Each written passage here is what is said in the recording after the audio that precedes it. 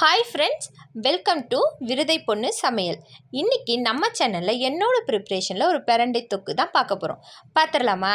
பார்க்குறதுக்கு முன்னாடி ஆமாங்க, என்னோடய சேனலை சப்ஸ்கிரைப் பண்ணிக்கோங்க, பெல் ஐக்கானை கிளிக் பண்ணிக்கோங்க, கூடவே ஆல் பட்டனை கொடுத்துருங்க. அப்போ தான் நான் போடுற வீடியோ உங்களுக்கு உடனுக்குடனே நோட்டிஃபிகேஷனில் வரும். என்னோடய வீடியோஸ்லாம் உங்களுக்கு பிடிச்சிருந்துச்சின்னா லைக் பண்ணுங்கள் ஃப்ரெண்ட்ஸ். வாங்க வீடியோக்குள்ளே போயிடலாம். பிரண்டையை நார்லாம் எடுத்துகிட்டு க்ளீன் பண்ணி பொடி பொடியாக கட் பண்ணி வச்சுக்கலாம். பிரண்டை வாங்கக்குள்ளே பார்த்து வாங்குங்க. கொழுந்தாக வாங்கினீங்கன்னா துவையலாக இருந்தாலும் தொக்காக இருந்தாலும் டேஸ்ட்டாக இருக்கும். ப்ளஸ் அதில் அந்த நார்லாம் இல்லாமல் நல்லாயிருக்கும். தொக்குக்கு தேவையான பொருட்களை பார்த்துடலாமா? 100 கிராம் அளவுக்கு சின்ன வெங்காயம், ஒரு நெல்லிக்காய் சைஸ் அளவுக்கு புளி, ஒரு துண்டு இஞ்சி, 15 பல்லு போல் பூண்டு எடுத்திருக்கேன், 6 காஞ்ச மிளகாய் எடுத்திருக்கேன், அரை மூடி தேங்காய் திருவி எடுத்து வச்சுருக்கேன், கொஞ்சம் போல் உப்பு எடுத்து வச்சுருக்கேன். இப்போ பிரண்டையை க்ளீன் பண்ணி கட் பண்ணி வச்சாச்சு. இப்போ தொக்கு செய்ய பலமா ஸ்டைல் ஸ்னேகா ஸ்டைல் தாங்க. பட் ஆனால் நான் உங்கள் விருதை பொண்ணு தாங்க. வாங்க தொக்கு எப்படி செய்யலான்னு பார்த்துட்டு வந்துடலாம். அடுப்பில் கடாயை வச்சுட்டு எண்ணெய் சேர்த்துக்கலாம். நான் கடலை எண்ணெய் சேர்த்துருக்கேன். நீங்கள் சமையலுக்கு எந்த எண்ணெய் யூஸ் பண்ணுவீங்களோ அந்த எண்ணெயை சேர்த்துக்கலாம். எண்ணெய் காஞ்ச உடனே வரமிளகா சேர்த்து இந்த அளவுக்கு ரெட்டிஷாக வர அளவுக்கு வறுத்து எடுத்துருங்க. இப்போ அதே எண்ணெயில் பூண்டையும் இஞ்சியும் சேர்த்துக்கலாம். இஞ்சி நான் கட் பண்ணி எடுத்திருக்கேன். ரெண்டையும் சேர்த்து வதக்கிக்கலாம். ஒரு 2 நிமிஷம் வதக்கி கொடுத்துருங்க.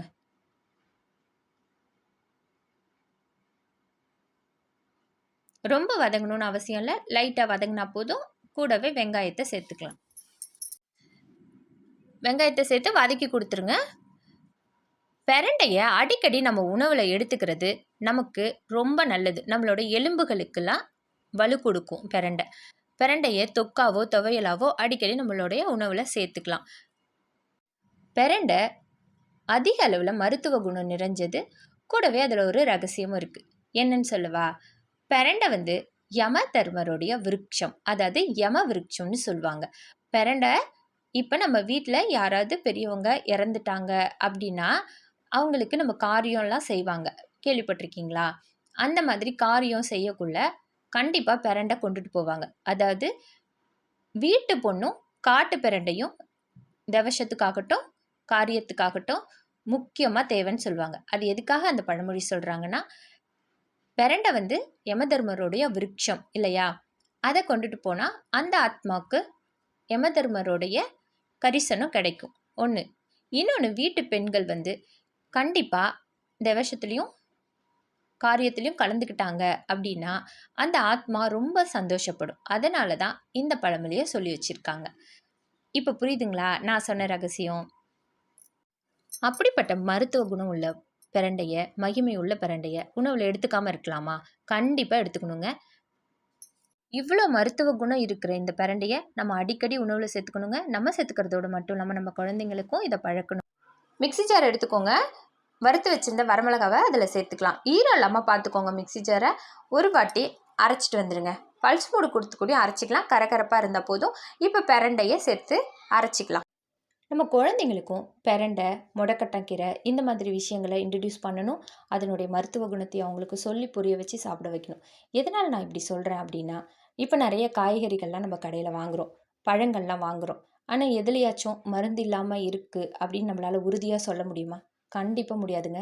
நம்ம பாதி சாப்பாடு சாப்பிட்றோம், பாதி மருந்து தான் சாப்பிட்றோம் இல்லைங்களா? ஆனால் பிரண்டை போல விஷயங்கள்லாம் கொல்லை வெளிகளில் நமக்கு ஈஸியாக கிடைக்கிற ஒரு பொருள் தான் இல்லைங்களா? இப்போ டவுன்லலாம் இருக்கிறவங்களுக்கு கிடைக்காது தான். நான் கிராமத்தில் இருக்கிறவங்கள்ட்ட நம்ம சொல்லி வச்சு வாங்கி செஞ்சு பசங்களுக்கு கொடுக்கலாம்.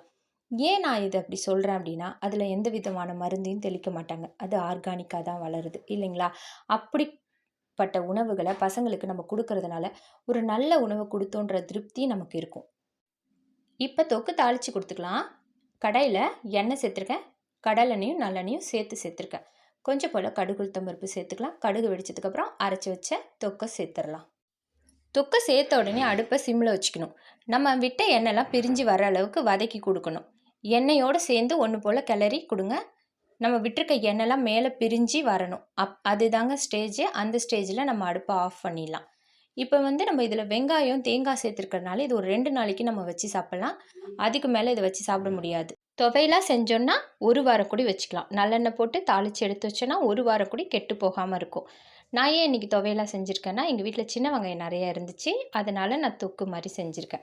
இந்த மாதிரி வெயில் நாளில் சின்ன வெங்காயத்தை அதிகமாக நம்ம சாப்பாட்டோடு சேர்த்துக்கிட்டோன்னா உடம்புக்கும் குளிர்ச்சி, ரத்த விருத்திக்கு ரொம்ப நல்லதுங்க சின்ன வெங்காயம். அது சீசனில் நிறைய சேர்த்து சாப்பிடுங்க.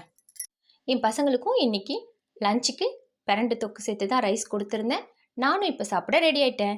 சுட சுட சாதத்தோட ஒரு ஸ்பூன் நல்லெண்ணெய் விட்டு கொஞ்சம் தொக்கு சேர்த்து சாப்பிட்டு பாருங்கள், அப்படி இருக்குங்க.